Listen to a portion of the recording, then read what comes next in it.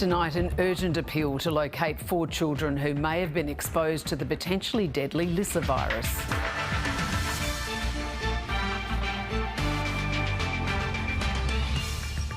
Former Wallabies star Curtly Bill found not guilty of sexual offences. A Gold Coast couple finally awarded millions in compensation over a home they discovered they didn't own. And the devil's in the detail, why naming Tasmania's AFL team may need Warner Brothers approval.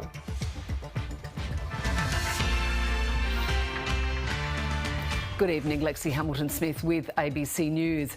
Health authorities are trying to find 4 children who may have been exposed to a potentially deadly bat-borne virus in Ipswich, west of Brisbane. The children were seen playing with a flying fox at Queen's Park on Saturday.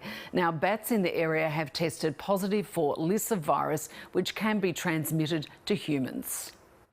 It was at Queen's Park in Ipswich last Saturday morning that 4 children were seen playing with a flying fox. Authorities now taking the unusual step of an urgent public plea to locate them. So we don't want to cause panic, but it is really important that we identify these children. This dead bat was seen in the same place today, and others in the area have recently tested positive for Australian bat Lissa virus. It's a disease that can be transmitted from bats to people.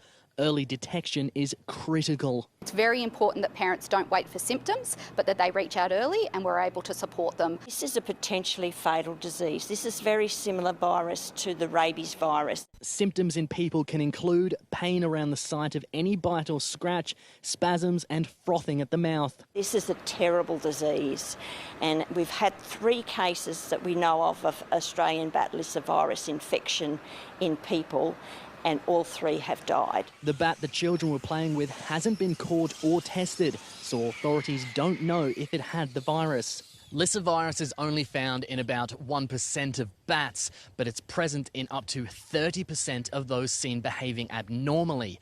The one the children were with last weekend was on the ground, struggling to move. The Lissa virus incubation period can be as short as 5 days and as long as 2 years. Anyone exposed needs to be vaccinated and treated as quickly as possible. Authorities are warning everyone not to handle bats. Alex Brewster, ABC News, Ipswich.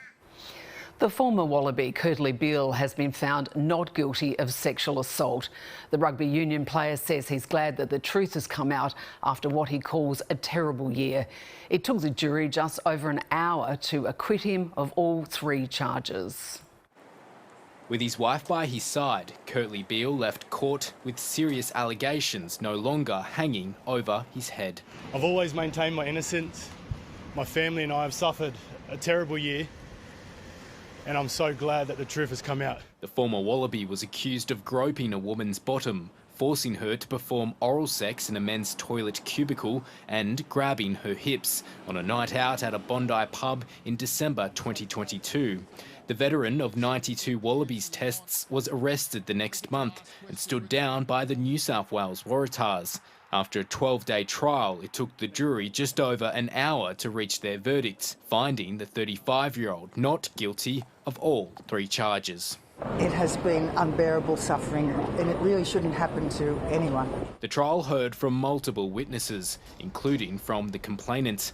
A recorded phone call where Mr. Beale apologised to the woman was central to the prosecution's case. But Mr. Beale's legal counsel poked holes in her evidence, using footage from inside the pub to argue that she followed him into the toilets, and successfully argued that the sexual act inside the cubicle was consensual. Mr. Beale waited until he was acquitted of all 3 charges before dropping his head into his hands in a sign of relief and leaving the stand to embrace his wife. Curtly Beale's lawyer has indicated that her client will be applying for costs. Ethan Ricks, ABC News, Sydney. 4 men are in custody after a woman was injured in an attack in Brisbane's outer southwest. Police were called to a home in Forest Lake this afternoon after reports the woman had been assaulted at a nearby address. Police say she suffered non-life-threatening injuries. 4 men were taken into custody at a Staffers Heights address a short time later. Police say it's believed to be a targeted attack and there is no threat to the wider public. It was every homeowner's worst nightmare, a Gold Coast couple discovering that they didn't own the house that they thought they'd bought at auction 5 years earlier. But after a lengthy legal battle, they've finally been awarded millions in compensation. Leaving court with a grin from ear to ear and 2 thumbs up.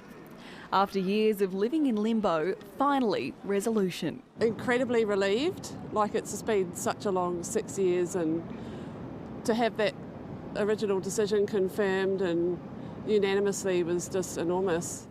In 2018, the Moorcrofts bought this Mermaid Beach home at auction for more than $1.2 million. They'd left their life in Victoria to buy a dream home on the Gold Coast, but 5 years after moving in were told to leave, with the Supreme Court ruling the home still belonged to its previous owner. The woman who had owned the house claimed her signature had been forged on mortgage documents. That eventually led to the sale. She sued the couple to get the house back. It's just been a constant roller coaster, and you've had to learn a lot along the way, and the stress has been unbelievable at times. It's just been exhausting, certainly in the last couple of years, particularly when everything seemed to go against us. Last year, the Supreme Court found the Moorcrofts were also victims of the mortgage fraud and ordered they be paid compensation. The state of Queensland appealed, but today that appeal was dismissed, clearing the way for the couple to receive their $2.7 million payout. I know that a really good and decent family has been compensated for an outrage that was perpetrated against them. The state government can still appeal today's decision to the High Court, but they're hopeful that won't be the case, desperate for this to be the end of nearly 6 years of turmoil. We just hope to God it's done. But for now, celebration is in order. So I think right now we'll just go have a beer, find a pub somewhere. Perhaps after that, preparing to find their next dream home. Laura Lavelle, ABC News, Brisbane. Specialist investigators are being brought in as the search for a Victorian mother stretches into its 6th day. Missing persons detectives have now taken the reins on the investigation into Samantha Murphy's disappearance.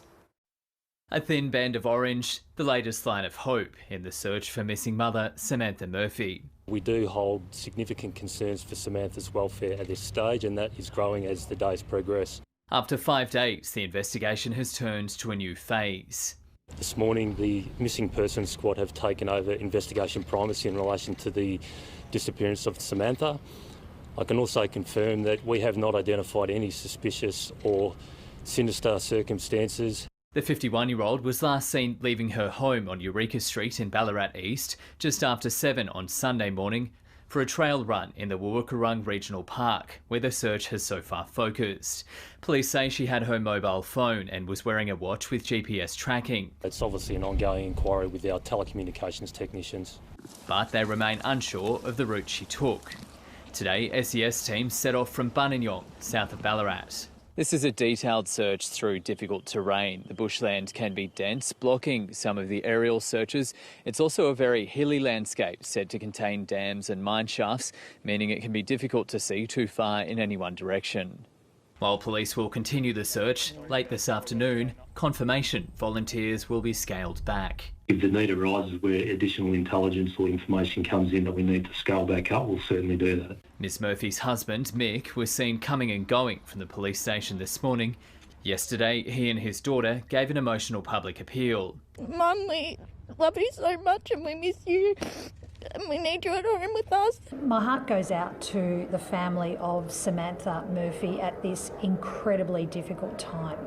Police are looking into the time leading up to the 51-year-old's disappearance as they open new lines of inquiry. That'll be a huge part of our investigation, digging into the background, working out Samantha's movements in the days leading up to her disappearance, and also the people that know her. Jesse Thompson, ABC News, Ballarat. The government says it will tweak its own industrial relations legislation to ensure employers don't face criminal penalties over the right to disconnect. The bill was passed without removing that threat after it failed to secure enough support to fix the problem in the Senate. The matter is resolved in the affirmative. I call the clerk. A legislative stuff-up still causing confusion. There's fines in the Act. There's been fines in the Act since, 1907. How is it likely that fines will be handed out? How likely is it? None if the Liberals get out of the way. The government's been forced to admit a bungle in legislating a right for workers not to have to respond to calls, texts and emails outside of work hours, leaving open the possibility employers could be subject to criminal penalties if they repeatedly breach the rule. It now appears that if you run or manage a business, you can face jail time for contacting your employees after hours. There was never an intention, in my book anyway, for a criminal penalty. Labor had tried to remove criminal penalties, but the move was blocked by the opposition, which voted against the bill. For the government to ask the coalition to solve its problems in a bill that is rife with problems is a bit rich. With 6 months until the laws come in, the government's vowed to have another go. As the Prime Minister seeks to frame Labor's industrial relations reform as a cost of living relief measure for the lower paid, the opposition's signalling a new fight over the proposed national vehicle emissions standards. It's warning that forcing companies to provide more efficient vehicles will drive up prices. I just don't know how people are going to pay thousands of dollars more. That's a contested claim, but it's not stopping the opposition. The Prime Minister is so out of touch that he's now proposing a ute tax and a car tax to make a vehicle more expensive for families. No accident he chose to deliver that message in the must-win by-election seat of Dunkley. Nicole Hegarty, ABC News, Canberra. The Reserve Bank will consider cutting interest rates before inflation comes back to target if the economy looks like it's heading in the right direction. Now, speaking before a parliamentary committee, Governor Michelle Bullock pushed back against international pressure to lift rates. She said while there are some encouraging signs of cooling, the current inflation rate of 4.1% remains too high, but they wouldn't wait to cut the cash rate if they needed to. Do we have to be in the band at 2.5% before we think about doing that? No, I don't believe we do. But we do need to be very confident that we're going to get there. Almost 2 years after the collapse of funeral insurer Eupla, the federal government has stepped in to provide support for thousands of First Nations people who lost out. For many, the package marks a win in the long fight for justice. And a warning, this report does contain images of an Aboriginal person who has died. 2 years ago, Nikki Foy and her mother took up the fight for justice after losing tens of thousands in funeral insurance premiums to the now collapsed Eupla Group. I'm just really disgusted in how they targeted us. It was targeting vulnerable people, vulnerable communities, you know, across the nation. While her mother did not survive to see this day, Nikki and her family are now one of 13,000 people who will recoup some of what they lost. I hope families who are eligible can find some relief in the long-term resolution. The federal government has announced a $97 million support program. This is a very important recognition of those that were affected by this so-called Aboriginal Benefits Insurance Scheme. From July, anyone who held an active policy on or after August 1st, 2015 is eligible for a bond or cash payment. They'll get either 60% of all payments made or the benefit amount of the ACBF certificate, whichever is lower. I think it's a fair outcome for something that's caused harm to community for decades. Concerns had been raised about the company for decades, including multiple court challenges by regulators for false and misleading conduct and for breaking anti-hawking laws. Despite this, they were allowed to deduct money from customers' Centrelink accounts for 16 years. If there was a problem with that company, then the government should have removed them from Centre Pay early, and they didn't. The government's scheme will run until June 2026, easing some of the pain and suffering. Kirsty Wellauer, ABC News. Australia will introduce an armed drone into military service this year, but details of the secret project are being tightly kept by government. Labor's also unveiled a $400 million boost to another larger and more complex program, developing a fleet of uncrewed combat aircraft for the Air Force. At an undisclosed location, which looks very much like the Woomera testing range, a locally developed combat drone is put through its paces. While in Canberra, excellent. Australia's groundbreaking Ghost Bat program receives a $400 million funding boost. This technology has the potential to turn a single fighter jet into a fighting team. First unveiled back in 2019 as the Loyal Wingman, the unmanned MQ-28 harnesses artificial intelligence to target enemies while flying alongside traditional crewed aircraft into battle. We absolutely understand that manned-unmanned teaming is part of the future of air combat. Overnight in the United States, a strikingly similar-looking product has just been unveiled. 2 years ago, the former government cancelled an order for American-made armed drones. With the war in Ukraine highlighting the importance of uncrewed systems, there's now a rush to introduce the deadly technology here. And work's underway on a secretive new program. We are introducing into service an armed drone this year. I won't go into details. The minister insists the details must be kept secret for now on security grounds. Andrew Green, ABC News, Canberra. US President Joe Biden won't face charges over his handling of classified documents, and he's hit back at the investigators' description of him as a well-meaning elderly man with a bad memory. A hastily arranged national address for a president who was obviously seething. I know what the hell I'm doing. I've been president. I put this country back on its feet. He was responding to a new report from a special counsel who says Joe Biden retained classified documents after finishing his term as vice president. But it's the report's assessment of President Biden's faculties which really upset him. It said the 81-year-old's memory seemed hazy and he did not remember when he was vice president nor when his son Beau died. How in the hell dare he raise that? Frankly, when I was asked the question, I thought to myself, it wasn't any of their damn business. I don't need anyone to remind me when he passed away. But after insisting his memory was fine, he then seemed to confuse Mexico with Egypt. The president of Mexico, Sisi, did not want to open up the gate to allow humanitarian material to get in. Up the road from the White House, the US Supreme Court was hearing arguments about whether the man Joe Biden beat at the last election, Donald Trump, should be allowed to run again. A Colorado court said he couldn't because he was an insurrectionist after inciting the January 6th attack on the US Capitol. His lawyer rejected that argument. This was a riot. It was not an insurrection. The events were shameful, criminal, violent, all of those things, but it did not qualify as insurrection. Attention is paid to the type of questions asked by the justices to infer which way they might be leaning. It's more an art than a science, and it is highly subjective. But there was scepticism from some justices that an individual state could determine who could or couldn't run for president under this particular section of the Constitution. Supreme Court, it was a beautiful thing to watch in many respects.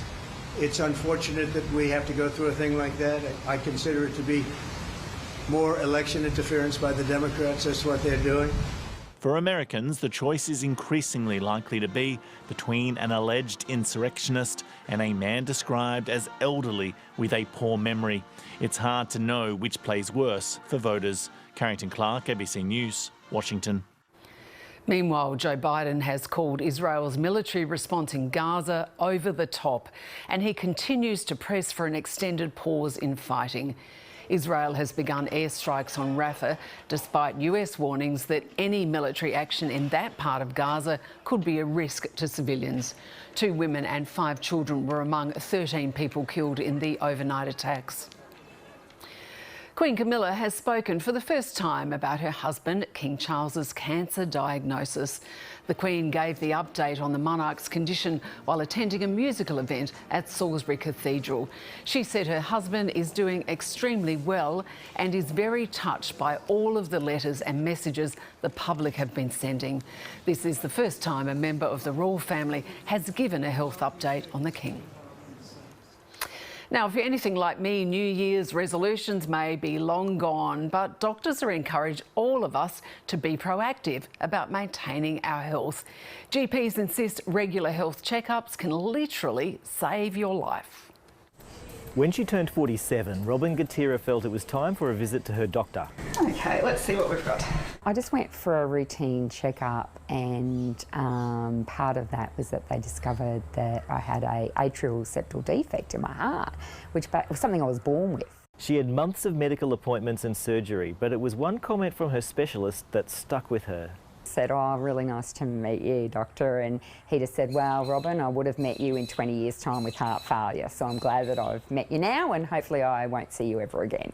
Early detection absolutely saves lives. It makes any sort of medical intervention much more simple and easy, and of course that helps the overall health system as well as the individual patient. These checks are all part of a wider plan to keep Australians living healthy longer. The National Preventative Health Strategy hopes that we will all be able to have an additional 2 years of life in full health by 2030. These days, Robin Gatira begins every new year with a checkup, whether she feels sick or not.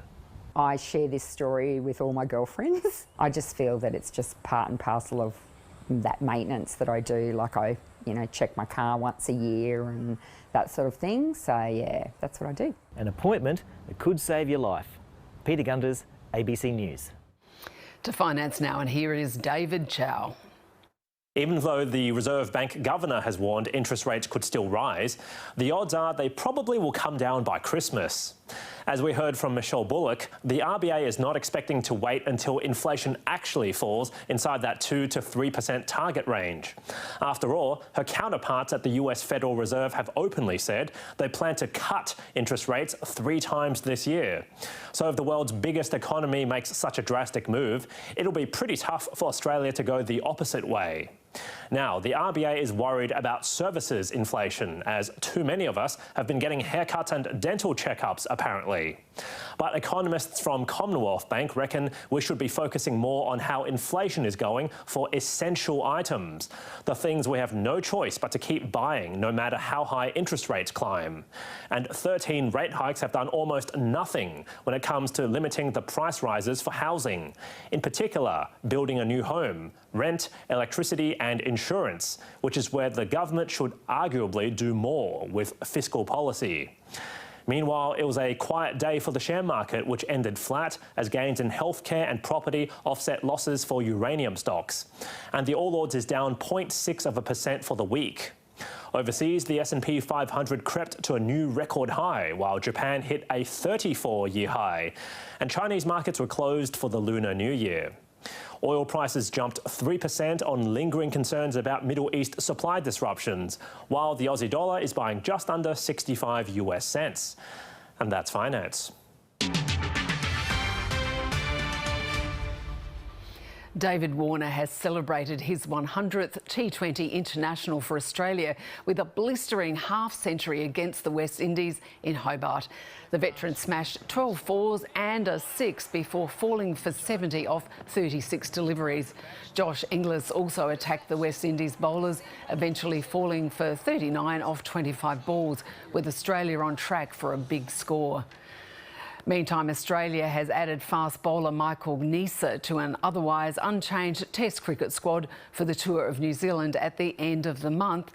Neser was last year's Sheffield Shield Player of the Year, but is down on his usual output this season, taking just 9 wickets in 2 matches. He was also included after West Australian quick Lance Morris was ruled out through injury.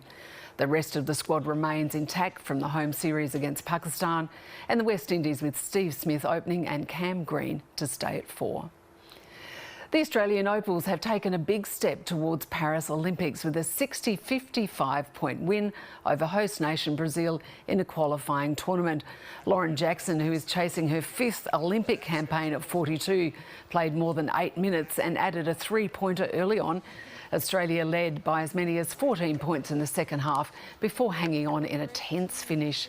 WNBA forward Isa Magagor scored 18 points to go with 7 rebounds. The Opals face Germany and Serbia next and need to only avoid finishing bottom of the 4-team group to qualify for the Olympics. The Tasmanian AFL club will reveal its name, colours and foundation jumper in a matter of weeks. But as the launch date looms, the AFL remains locked in talks with a global media giant over the use of an iconic Tasmanian identity. He's wild, wacky and quintessentially Tasmanian.